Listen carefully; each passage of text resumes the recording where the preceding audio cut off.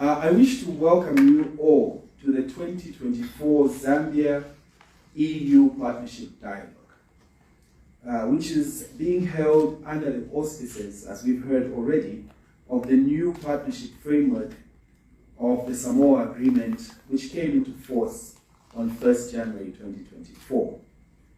I'm happy to state that the annual Zambia EU Dialogue provides an excellent opportunity to discuss progress made in our joint efforts towards sustainable economic growth, socio-economic development, and good governance.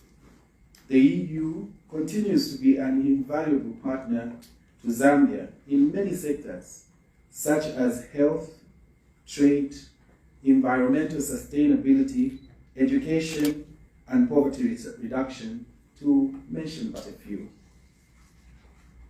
I therefore take this opportunity to acknowledge and convey the gratitude of the Zambian government and people for your generous support over many years. Your Excellencies, distinguished guests, ladies and gentlemen, this year, as we hold the second edition of this dialogue under the presidency of His Excellency, Mr. Hakainde Hichilema, President of the Republic of Zambia, I am pleased to highlight the steady progress that our government continues to make across a range of important areas. Indeed, the Zambian government has recorded significant progress in the economic transformation agenda. This is aimed at creating a conducive business and investment environment.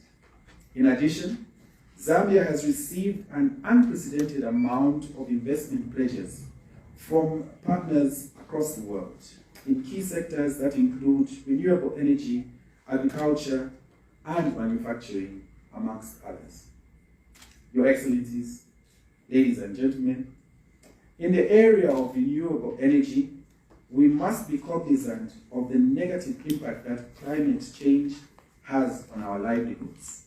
In this regard, Zambia is working towards effectively implementing the nationally determined contributions, NDCs, in line with the 2023 Annual Action Plan for Climate Change. We therefore look forward to continued collaboration with the EU in achieving its environmental sustainability goals. Your Excellencies, ladies and gentlemen, we continue in our resolve for debt sustainability, and we are aware of its importance to Zambia's economic growth and well-being. I therefore wish to urge you, our partners, to continue advocating for Zambia in this regard. This is in order to allow us to rebuild our economy and improve the livelihoods of our people. I also wish to recognize the transition in the relations between Zambia and the EU. Our partnership is moving towards strengthened engagement and effective sustainable model of economic cooperation that is based on the principles of aid effectiveness, namely national ownership of development priorities, focus on results, mutual accountability, and inclusive partnerships.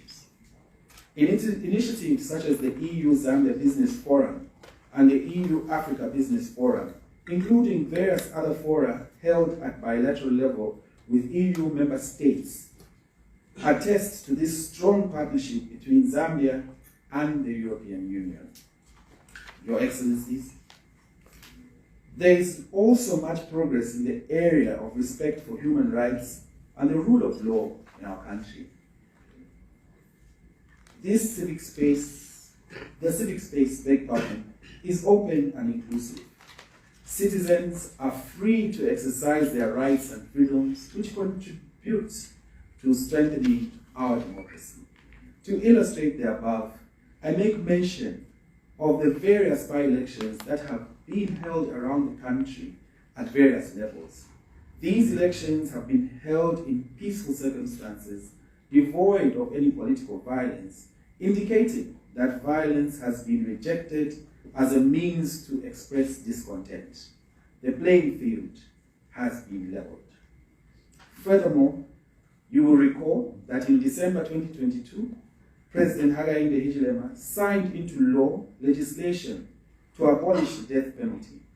Zambia has now joined over 107 countries in demonstrating its commitment to upholding human rights and preserving life. In August 2023, Zambia assumed